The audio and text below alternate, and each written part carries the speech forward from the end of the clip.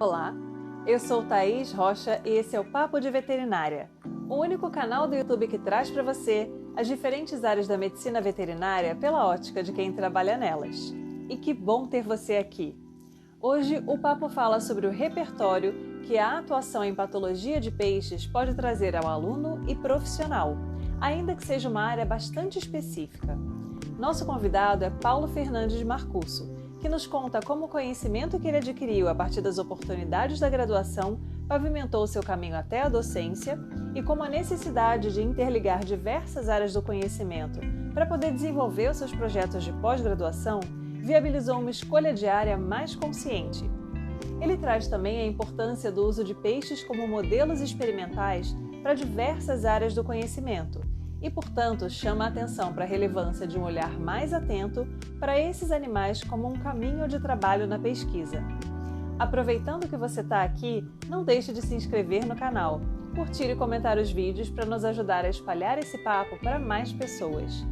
Me siga também nas redes sociais, no @canal Papo de Veterinária no Instagram, onde eu trago diversas informações bacanas sobre a profissão para você. Nosso podcast, Papo de Veterinária com Thaís Rocha, também está disponível em diversas plataformas e toda segunda-feira temos episódios novos no ar. Vamos juntos?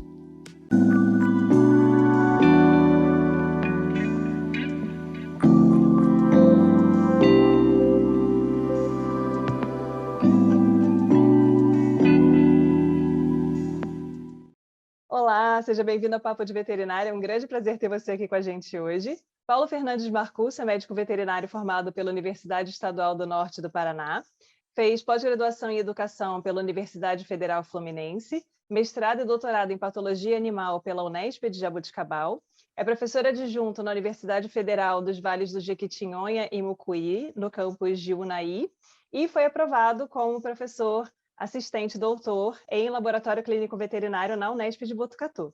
Então, seja muito bem-vindo, Paulo.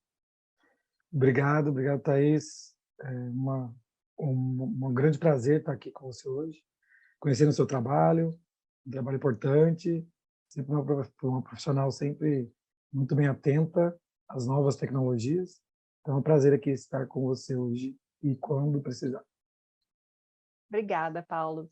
Como é que foi para você escolher o curso de medicina veterinária como profissão? É uma coisa que já veio desde a infância ou houve algum acontecimento específico que te encaminhou para essa área?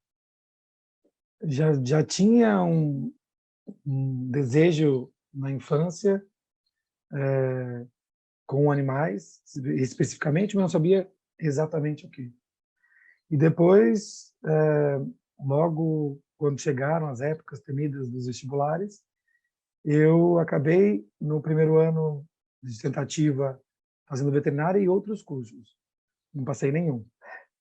E daí depois, fiz cursinho 6 meses, daí surgiu um vestibular de inverno, numa faculdade que até então eu não conhecia, que é o UEMP, Universidade Estadual do Norte do Paraná, que na época tinha outro nome, tinha acabado de estadualizar. E daí eu prestei vestibular, passei e ela aconteceu, né? Mais do que uma escolha, um acontecimento, eu acho. Mas, de qualquer forma, você se manteve no curso, né? O que te prendeu na medicina veterinária? O que você começou a vivenciar ao longo do curso que te fez manter o interesse na área? Sempre gostei assim muito de laboratório, né?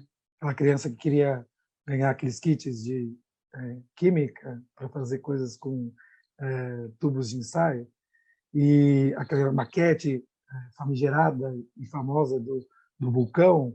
Essas coisas sempre gostei, sempre me interessou, né? Não tenho essa excelência em matemática, ainda apanho com a estatística até hoje como docente, pesquisador. Faço o básico, né? Mas a minha área sempre foi mais, gostava bastante de química, muito de biologia.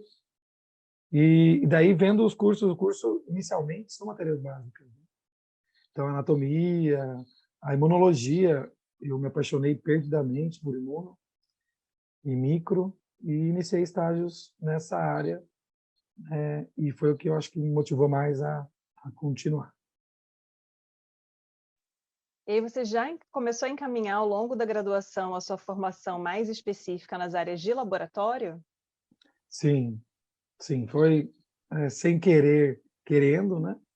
Mas participava de projetos de iniciação científica com parasitologia, com micro, com imuno. Sempre foram áreas que eu tive, na verdade, oportunidade, né? Não sabia que área especificamente eu iria. Eu comecei a ter oportunidades e fui aproveitando todas elas, já visto que conhecimento não ocupa espaço, né? Então a gente vai saber um pouco daqui, um pouco dali, até porque o animal é completo e, portanto, permeia todas as áreas, né? Sim. E você teve alguma dificuldade ao longo da graduação em conseguir perceber, áreas que você tinha mais afinidade, algumas habilidades talvez que você tivesse para trabalhar em uma determinada área? Porque às vezes a gente tenta vivenciar um pouco de tudo, né, e a maioria das pessoas entra na medicina veterinária focando em cuidar do bichinho peludinho ali, botar a mão no animal, né. E aí às vezes você tem uma habilidade maior, você tem uma afinidade maior por áreas mais laboratoriais que às vezes você mal tem contato com o animal, né, mas de qualquer maneira é um trabalho super importante, é uma área extremamente necessária para o trabalho de todas as outras cadeiras ali do curso. Então como é que foi isso para você? Sim, eu acho que todo mundo tem desafios, né, durante o curso.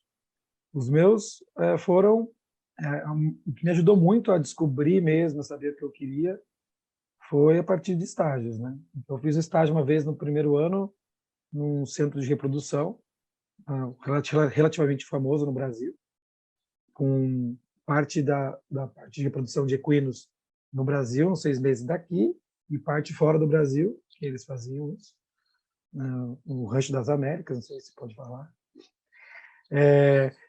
E daí, eu fiquei um mês lá trabalhando serviços de peão mesmo, assim, né, no sentido do peão, entendendo a fazenda, né? Não desmerecendo esse trabalho, que é super importante. Mas eu vi que eu não queria aquilo lá. Não tinha. Eu ficava vendo o laboratório de reprodução, que mexia com a parte de análise do ejaculado. Eu via aquilo lá pelo vidro, era um vidro bem grandão, e eu não podia entrar, porque no primeiro ano não tinha acesso restrito. Eu falava, não, eu queria estar lá. E eu estava ali, com égua, com não sei o quê, e sem saber manejar muito. Eu nunca fui um cara habilidoso com grandes animais, uma questão de manejo e dessas coisas.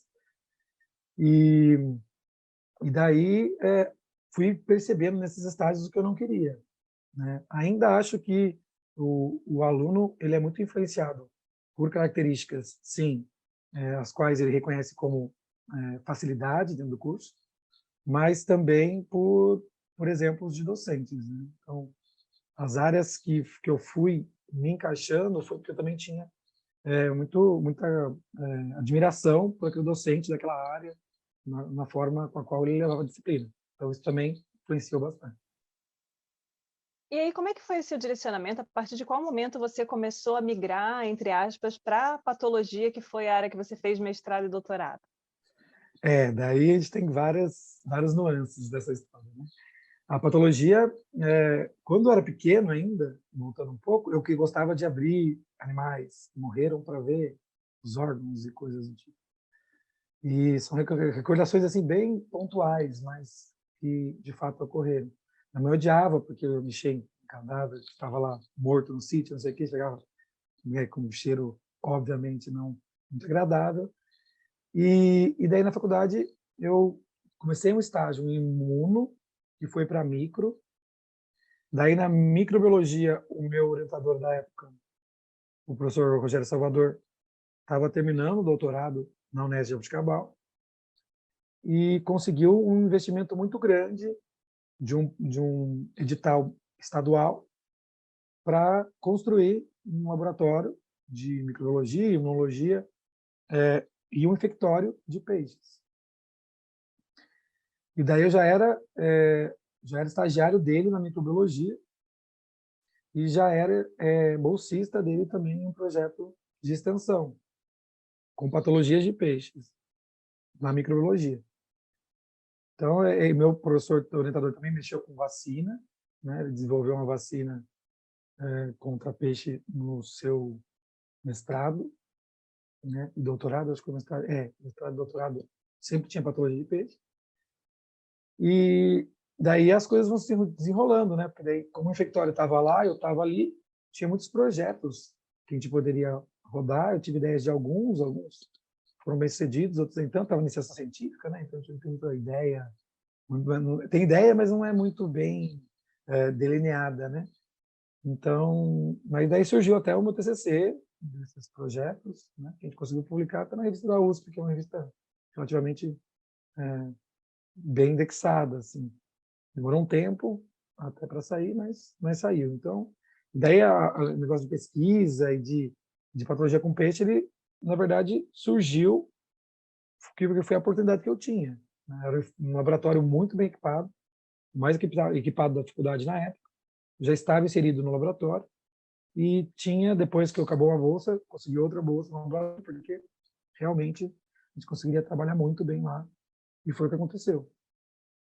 Como você manejava a questão das áreas diferentes do experimento? Porque geralmente a gente tem o manejo dos animais, aí você coleta amostras, você faz análise, e se no seu caso era você que fazia todas essas etapas?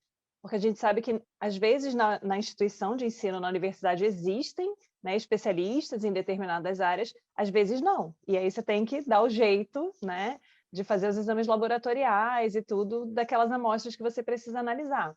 Então, conta um pouquinho dessa sua vivência para a gente. Então, a faculdade é uma faculdade relativamente pequena, né? Historicamente, até, tem poucos anos aí, desde a estadualização. Então, não tinha muita gente, não tinha técnico, né? O professor só tinha ele da área, né, especificamente. Eu também não tive nem psicultura como produção, tampouco patologia. E é importante a gente falar sobre isso, porque a patologia de peixes, e a ictiopatologia seria a patologia de qualquer organismo aquático, né? E a piscicultura, no caso dos peixes, a patologia de peixes. Mas ela está sendo amplamente tomada por biólogos e zootecnistas por falta de veterinários. Então, é uma coisa que tem que ser repensada nos PPCs, isso já tem, nas diretrizes, já exige vivência de piscicultura, nas novas DCNs, né, da veterinária, impostas pelo MEC.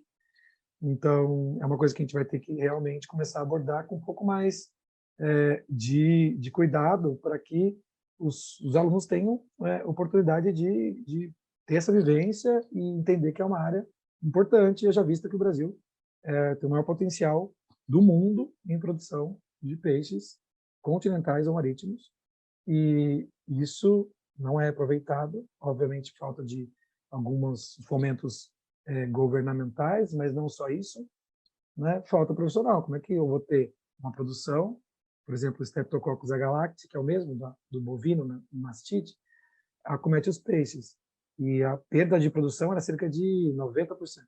Então, como é que eu vou investir numa produção animal, sendo que eu tenho um desafio desse, e quando ele acontece, eu não tenho quem me ajudar, né, para diagnosticar e para fazer. E não adianta falar que, infelizmente, o biólogo e um zootecnista, eles têm mais a vivencial, né, que eles vão tendo durante a pós-graduação, que eles estão tomando esse espaço que a veterinária não toma, mas só o veterinário realmente que é capaz de realizar esse diagnóstico, né, e fazer todas as áreas da patologia, que tem que ser veterinário, não tem como.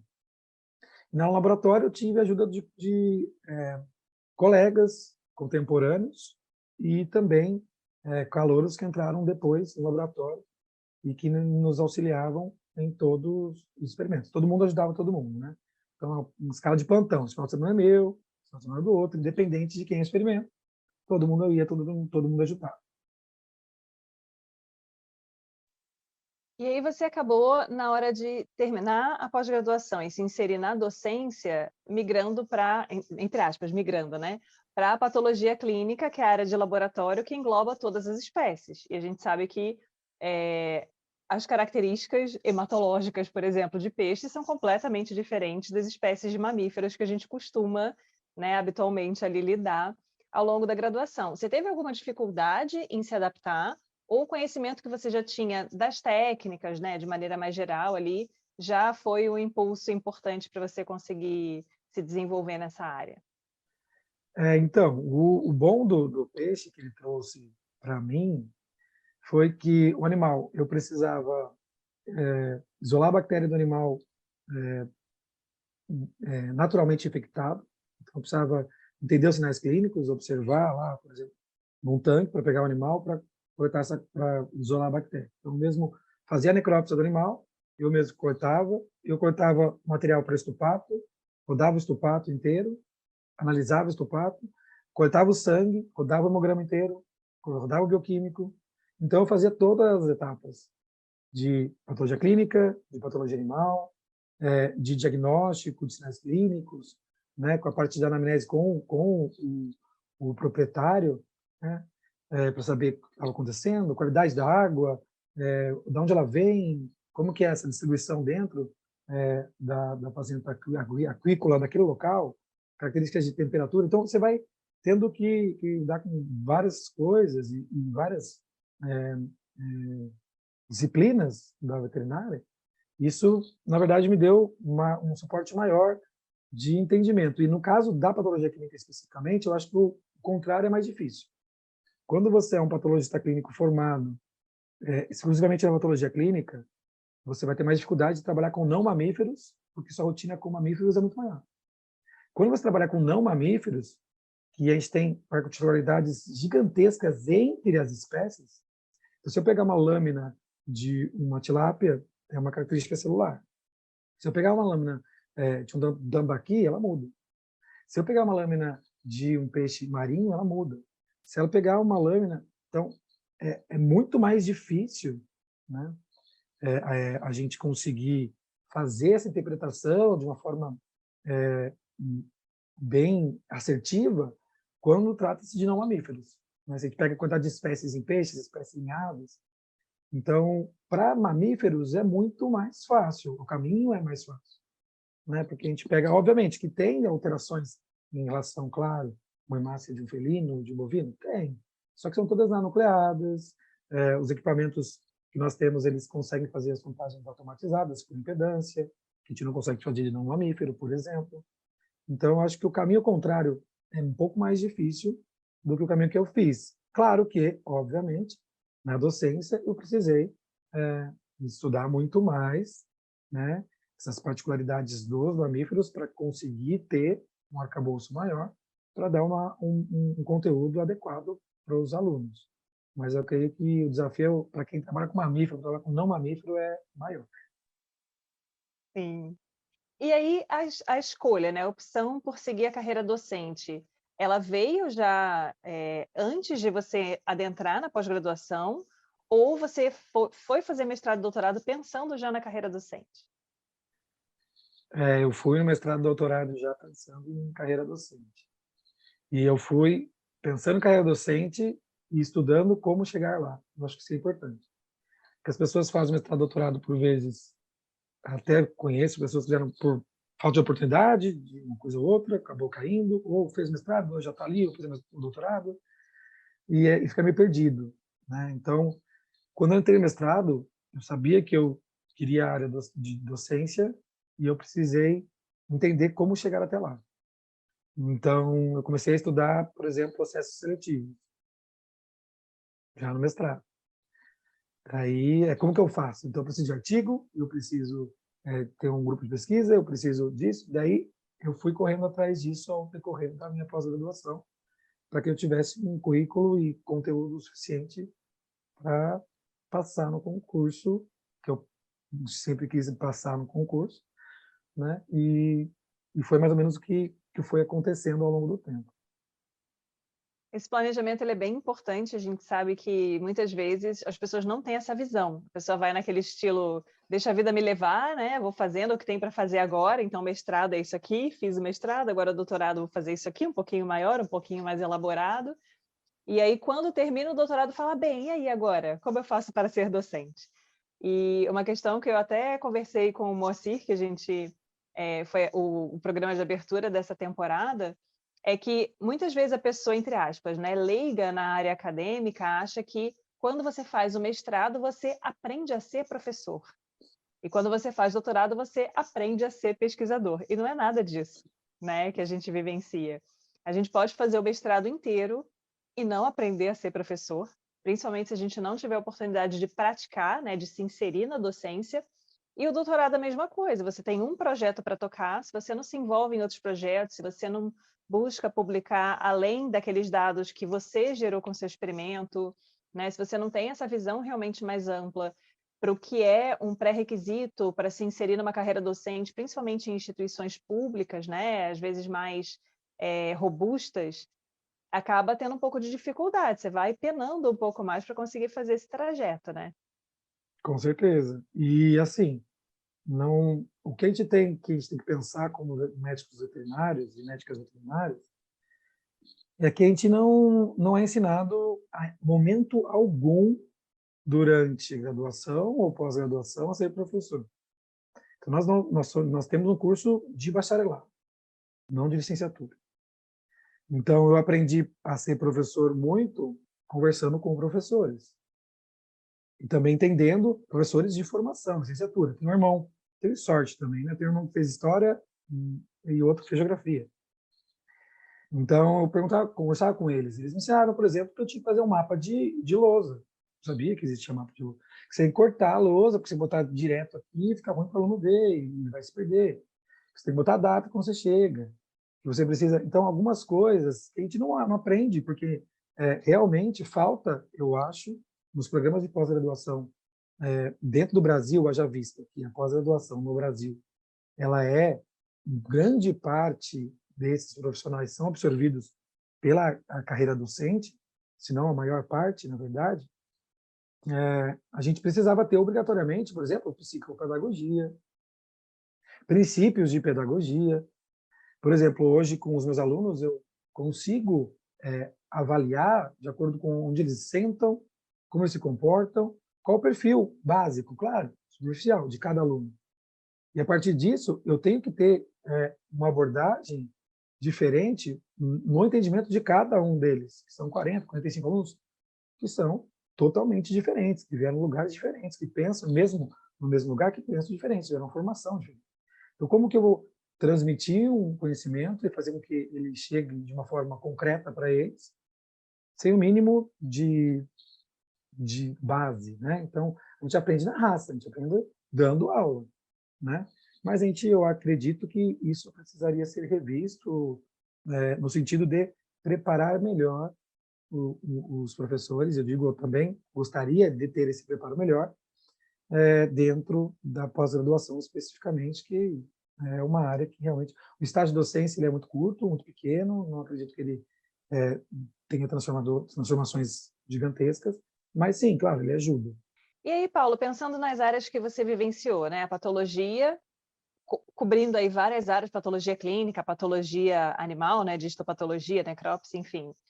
A patologia clínica envolvendo outras espécies, e você acaba tendo, né, microbiologia também. Você tem uma bagagem bem ampla aí de experiências interessantes para comentar com os alunos.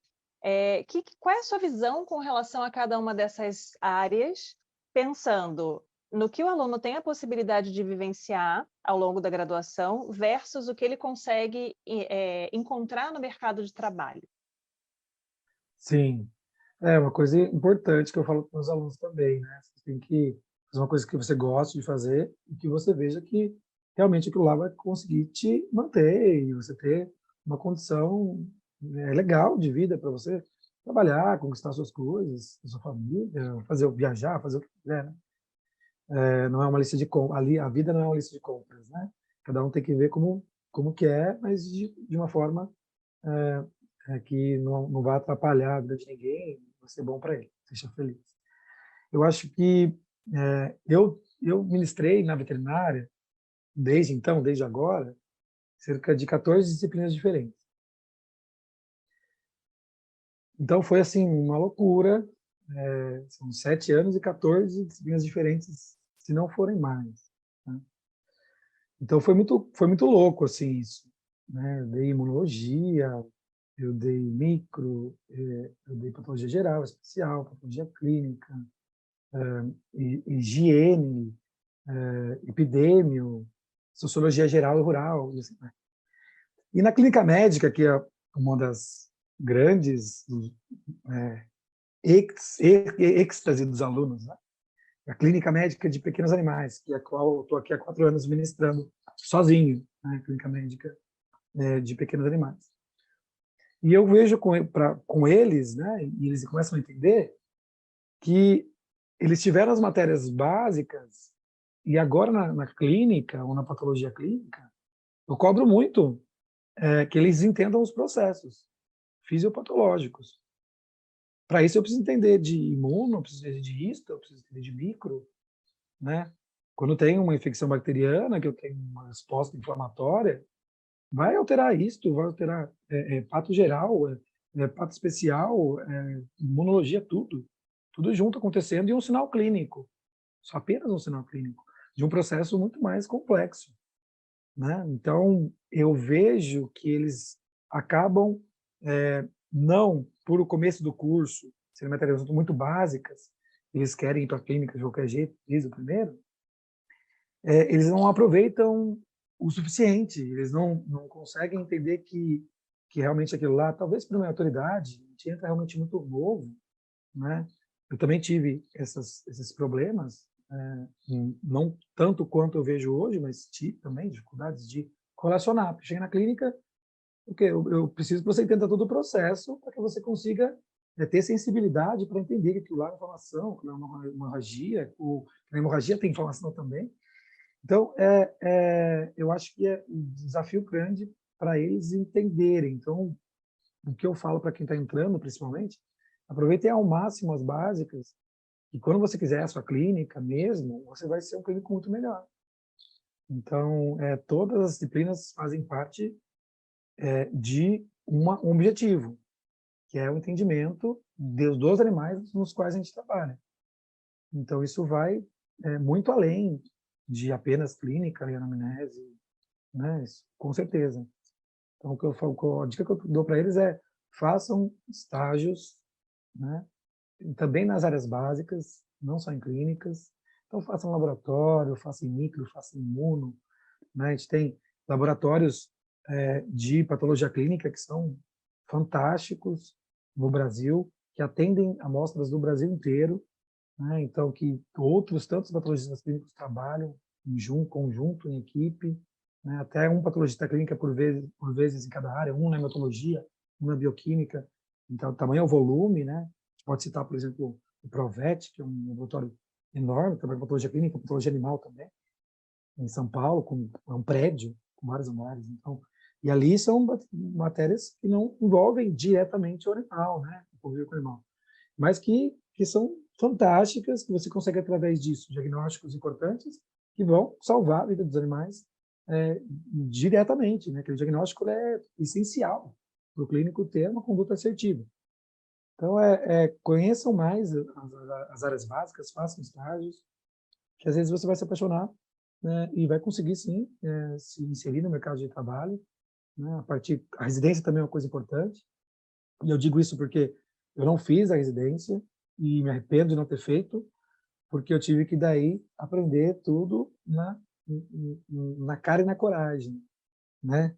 Claro que tive pessoas que me ajudaram muito, né? Não só professores, mas colegas formados e da área que me ajudam, né? Porque uma vez eu estava fazendo uma leitura de lâmina com o professor Alessi, da Unesp de Jabuticabal, que é uma das referências de patologia no Brasil e fora do Brasil, né? Tem livro publicado, um cara referência. E ele falava coisas assim que, pô, se ele está falando isso, quem sou eu, né? Primeiro que ele falou, às vezes eu não sei o diagnóstico dessa mãe, às vezes eu não sei. Vou sentar aqui, vou estudar, vou pegar mais informações com o clínico, vou saber tinha mais na macro, como é que foi onde esse animal estava. Então eu começo a ver que não é só aquilo lá, não é só leitura de lá. Uma conversa, é uma equipe multidisciplinar que vai atender esse animal. A gente precisa realmente ter uma comunicação dessa equipe, mesmo que ela não esteja no mesmo local. Então, e são coisas que ficam na cabeça da gente e fala, se ele, que é ele, tem dúvidas no diagnóstico, a gente provavelmente vai ter também. E está tudo bem.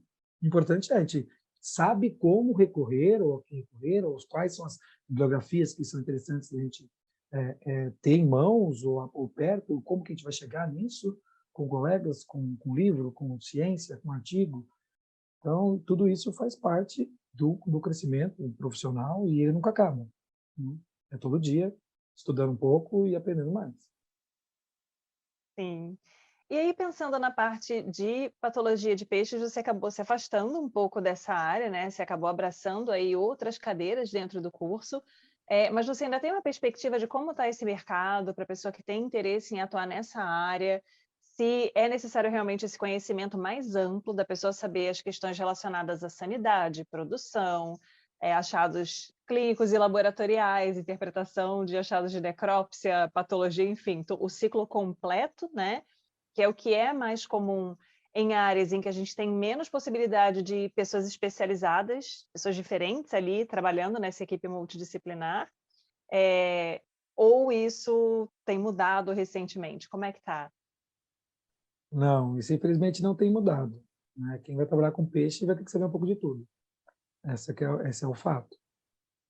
Claro que, obviamente, pensando no sistema de produção, obviamente que essa parte de produção zootécnica ela é muito importante. Eu mesmo não sou a pessoa certa para isso. Realmente a parte de produção, parte zootécnica mesmo, realmente tem zootecnistas muito bons, né? Eu questiono a parte do zootecnista e do biólogo que mexer com patologia, né? Isso eu questiono porque no PPC desses cursos não tem embasamento para isso. Nós temos. Nós conseguimos, mesmo que seja um peixe, olhar para um fígado macroscopicamente e falar que tem uma esteatose, né? Macroscopicamente. Um peixe também fica com a coloração amarelada, corte fica untoso, a faca. A gente sabe disso, né? Obviamente que com o tempo os biólogos vão pegando, né, as informações. Mas a gente tem uma formação para isso, né, diferente. Então, a gente vai ter que saber de um pouco de tudo. Vai depender muito do que você for querer trabalhar. Também tem laboratórios, em Jaboticabal mesmo, tem um laboratório particular específico de patologia de peixe que trabalha com amostras do Brasil inteiro, por exemplo, também. Microbiologia, PCR eles fazem a estopato, fazem exame de sangue e tudo mais. Então, nesse sentido, eu acho que é importante saber um pouco de tudo, mas, claro, na produção especificamente, porque eu trabalhei com peixe muito na parte experimental, né? Tanto na produção vacinal, uma vacina que ainda está no mercado, não a minha, né? Porque a minha ela foi mais barata do que a da empresa que vende hoje. E a gente tem uma farmacêutica muito grande, apesar da patente, a gente não conseguiu vender para produção em larga escala. E também trabalho com peixe como modelo experimental de doenças inflamatórias, né? Que essa que é, eu acho que a minha maior perspectiva agora, meus planos futuros são a continuar com ele como modelo experimental. Achei interessante essa questão. A gente já conversou, se não me engano, foi com o André Muniz sobre essa questão de uso de peixes como modelo experimental para vários tipos de estudos diferentes. E você consegue extrapolar resultados em peixes para outras espécies de animais homeotérmicos, enfim? É Sim, possível fazer isso? não, é possível, super possível. Na verdade, a gente tem, dentro da Europa, a gente já tem uma mudança drástica do modelo experimental do roedor para o peixe. Mas no caso da Europa, especificamente, é o zebrafish, que é o paulistinha, um peixe que tem listras brancas e pretas, tem em qualquer aquário, né, em qualquer lugar, e parece a bandeira de São Paulo, esse paulistinha, mas ele é pequenininho, é super pequeno mesmo, tem centímetros ali. E eles trabalham, foi fantástico, é genial. Assim. A parte, por exemplo, de toxicologia, de medicamentos, de produtos de beleza e tal, eles fazem tudo com embriões fertilizados, porque a fertilização do peixe desse peixe, né, fora do corpo dele, externa, então a fertilização externa, os embriões ficam ali, eles coletam os embriões e colocam nas placas de 96 poços, infundem ovo.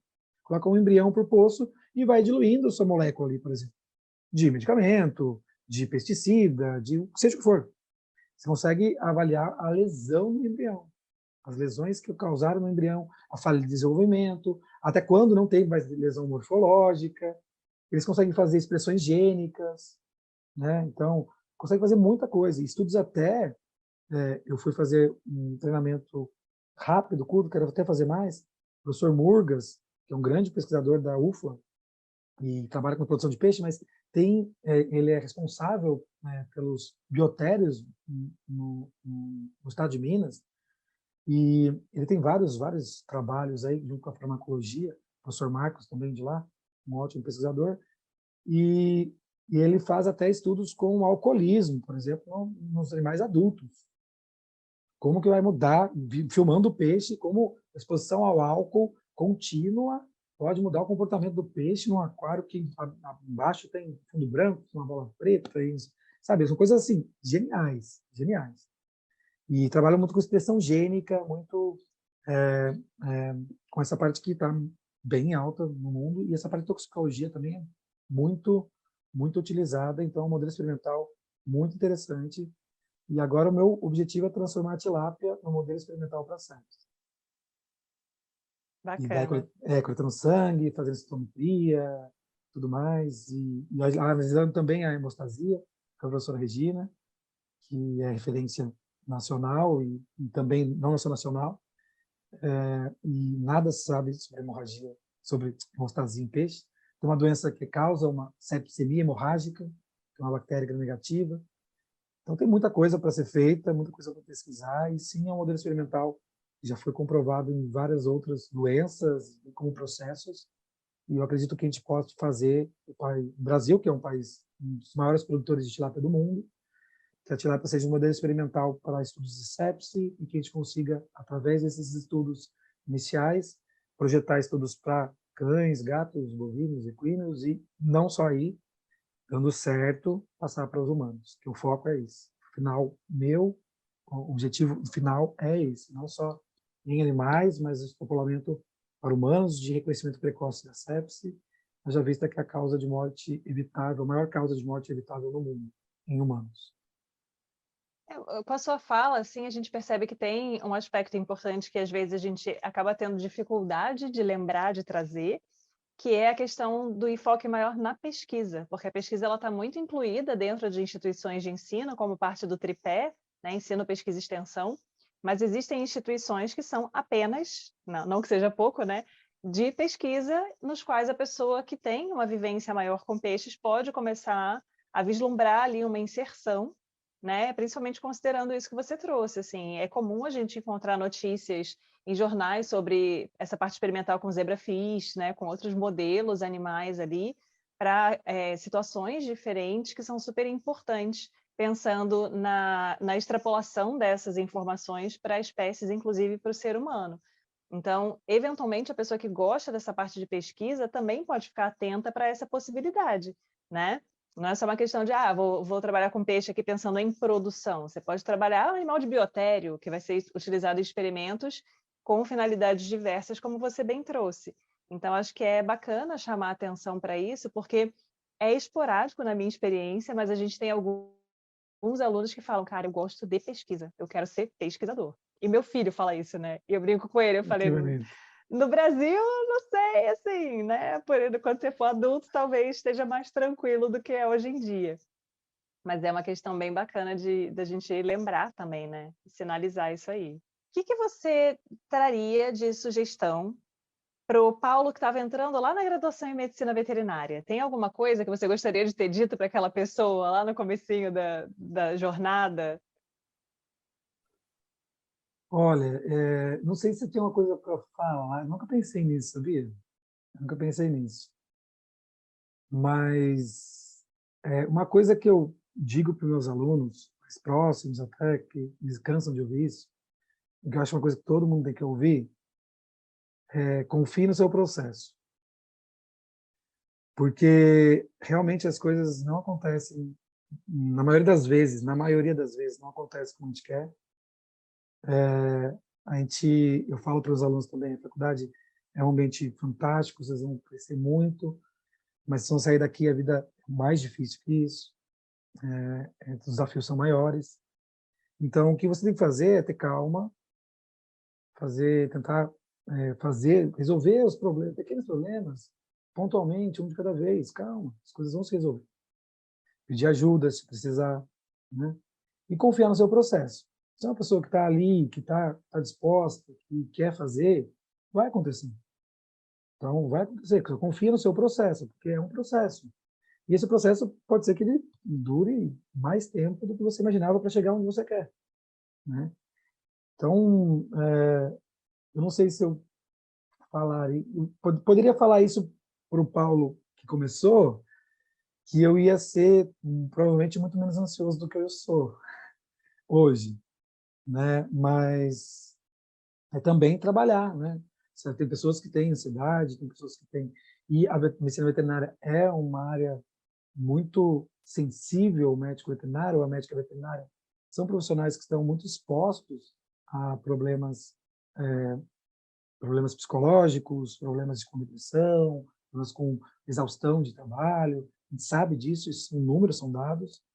Então, é importante que você tenha um pouco de calma, confie no seu processo, trabalhe no hoje, vivencie o hoje, crie ferramentas para você ser um bom profissional, mas também crie ferramentas para você conseguir ser uma pessoa melhor, conseguir entender melhor os seus sentimentos e como lidar com eles, para que o caminho seja um pouco mais tranquilo.